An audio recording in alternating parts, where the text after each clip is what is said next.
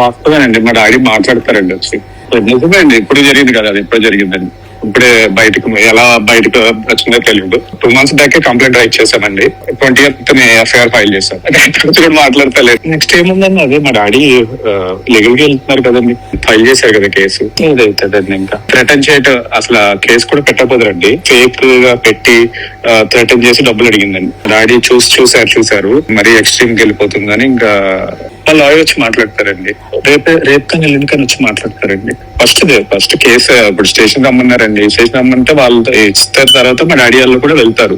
Solve చేసుకుంటారండి. అంటే కనుక ఇంకా ఏదైతే తీసుకోవాలి కదండి. యాక్చువల్ ఇంకా 7 years అంటే లాస్ట్ 2-3 years నుంచి గోల్డ్ ఇల్లు అది కొనడం జరిగిందండి. ఎక్కువ హెవీగానే మేము ఏం చేసామంటే అదే డబ్బులు వెనక్కి ఇమ్మని చెప్పి అడిగాం. ఇచ్చేసే పెళ్లి చేసుకోలేనప్పుడు ఇల్లు కొనిపించుకున్నాం, అది కూడా ఇచ్చేసే అన్నారు. ఇస్తానని చెప్పి అలా గెంటుతా వచ్చి నేను ఇవ్వను, ఏం పిక్కోండి అని మాట్లాడటం మొదలు పెట్టింది. నేను లోన్స్ కూడా తీసుకున్నానండి. బయట లోన్స్ కూడా తీసుకుని ఇచ్చాను. కొన్ని లోన్ తీసుకుని ఇచ్చాను, కొన్ని బయట వాళ్ళ దగ్గర తీసుకుని ఇచ్చాను. మా డాడీ ఉంటాయి, నా ఉంటాయి, మల్టిపుల్ థింగ్స్ ఉంటాయి. ఇండియాలో పరిచయం చూడాలండి.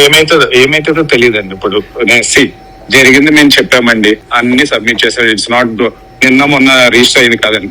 ఆల్రెడీ 3 months నుంచి ఇన్వెస్టిగేషన్ చేసిన తర్వాత వాళ్ళు ఎఫ్ఐఆర్ ఫైల్ చేశారండి. జస్ట్ లైక్ దట్ ఫైల్ చేయరు కదండి, ఎవిడెన్స్ ఏం లేకుండా. 20th ఫైల్ అయింది అనుకుంటాను, నాకు తెలీదు. యాక్చువల్లీ బయటకు వచ్చింది కూడా మాకు తెలియదు అండి. ఇంటికి నేను నార్మల్ పర్సన్ లాగా అమ్మాయి సెలబ్రిటీ అవడం వల్ల బయటకు వచ్చిందేమో అండి. నార్మల్ ఇప్పుడు ఎవరో డబ్బులు ఇవ్వాల్సి వచ్చిన ఇవ్వకపోతే ఎలా పెడతారు, కేసు అలాగే పెట్టామండి. రిటర్న్ చేస్తుంది కాబట్టి రివర్స్ లో డబ్బులు డిమాండ్ చేస్తా అడిగిందండి.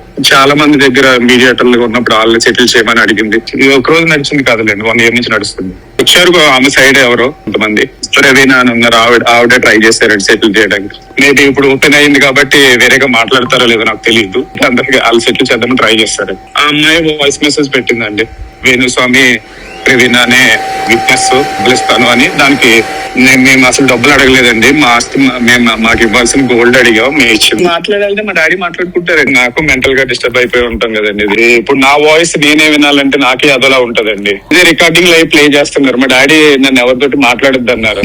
సెటిల్ చేసుకుంటదేమో కదా, చేసుకోపోతే కనుక అప్పుడు చూద్దాం. కొంత అవ్వలేదండి. వాళ్ళ డాడీయే 2 statements ఇచ్చారండి. డబ్బులు తీసుకున్న మాట వాస్తవమే అని ఆయనే అన్నారు. పెళ్లి డివోర్స్ అయిందని, అందుకని వాళ్ళ మమ్మీ చెప్తే చేసుకుందాం అనుకున్నాము. నాకు మ్యారేజ్ డివోర్స్ అయిన తర్వాత ఈ అమ్మాయిని పెళ్లి చేసుకోవడానికి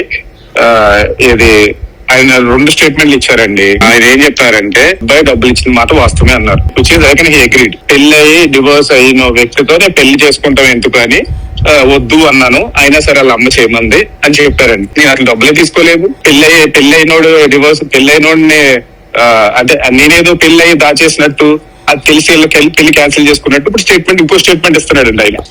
మ్యారేజ్ అయిందా డివోర్స్ అయిందండి, ఆ అమ్మాయికి తెలిసిన విషయం. నాకు ప్రతిదీ ఉందండి, ప్రతిదీ నా దగ్గర వాట్సాప్ లో రికార్డ్ అన్ని ఉన్నాయి, ప్రూఫ్లు అన్ని ఉన్నాయి నా దగ్గర ఉన్నాయండి. అవన్నీ చెప్పాను, జరిగిందని చెప్పాను. ఉన్నంత వరకు నేను చూపించగలనండి. నా దగ్గర అన్ని ఉన్నాయి, ఇందులో అబద్ధం ఆడాల్సింది లేదు. నిజమే అమ్మాయి నన్ను ఇప్పుడు రివర్స్ లో మాట్లాడి థ్రెటన్ చేయడం కూడా మొదలు పెట్టింది. అప్పుడే మా డాడీ కేసు పెట్టడం జరిగిందండి. ఇది కూడా నిజమే. అప్పుడు థ్రెటన్ పెట్టినట్టు మీడియేటర్ వాయిస్ మెసేజ్ పంపించారు, అవి కూడా ఉన్నాయి. వాళ్ళకి తెలుసండి, ట్రై చేశారు. అంటే సెటిల్ చేద్దాం అనుకున్నారు. ఈ అమ్మాయి ఏమో వినట్లేదు, ఇంకా డ్రాప్ అయిపోయారండి. ఆ అమ్మాయి వాయిస్ మెసేజ్ పెట్టిందండి, ఇద్దరికే సంబంధం, ఇలా ఇద్దరు ముందే ఒప్పుకున్నారు.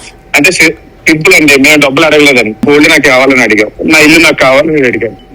చెప్పండి, మళ్ళీ నేను నాతో మాట్లాడానని చెప్పకండి, నాకు కొంచెం ఇబ్బందిగా ఉంటదండి ప్లీజ్. ఇప్పుడు మేము ఇది కూడా ఏంటంటే లీగల్ వేలో చెప్పుకున్నాం. ఎందుకంటే చాలా మీటింగ్లు, చాలా డిస్కషన్ తర్వాత కేసు కట్టాల్సి వచ్చిందండి. మాకు వేరే ఆప్షన్ వదలలేదు. అమ్మాయి కొండ ఓట్లు లేదు ఎవరికి, వాళ్ళ నాన్నగారికి కవరిపిస్తే వాళ్ళ నాన్నగారు రారు, పెద్దోళ్ళ దగ్గర పంపిస్తే పెద్దోళ్ళు రారు, పోలీసులు కవరిపిస్తే పోలీసులు రారు. లేదండి, మాకు లేక చేసామండి. ఇప్పుడు మా డాడీ ఏమో మీడియా ఇవన్నీ ఎక్కడు నాకు తెలియదండి. నేను చేసిన కంప్లైంట్ బయటకు వెళ్ళాలని మాకే తెలియదు. ఆ అమ్మాయి ఏదో ఒక బుడత జల్లుదామని అనుకుంటారండి. అన్ని మా అమ్మాయి ఇప్పుడు అబద్ధాలు చెప్పిన అమ్మాయి ఎలా చెప్పిందంటే అమ్మాయికి సెల్ఫ్ హార్మ్ చేసుకుని ఇది ఉందండి, అది నేనే పోసేసాను అని బెదిరించాను. అలా కూడా థ్రెటన్ చేస్తుందండి అండి, నేను పెడతానని. ఏం ఆడతారండి, చేశారు, సెక్షువల్ అబ్యూస్ చేశారు. అలాంటివి కూడా ఇవన్నీ చూసి పడి మా డాడీ మళ్ళీ మధ్యవర్తులు మాట్లాడడానికి వెళ్తే వచ్చినట్టు మాట్లాడేటప్పటికి ఇంకా ఇది ఇలా అవ్వదు అని అప్పుడు కేసు ఫైల్ చేస్తే కేసు ఇన్వెస్టిగేషన్ చేశారండి. చేసిన తర్వాత ఎఫ్ఐఆర్ ఫైల్ చేశారు. నీకు ఇదే విట్నెస్, ఇదే నీకు కన్ఫర్మేషన్ బాధ్యత వెళ్ళి ఇప్పిస్తారు నీకు.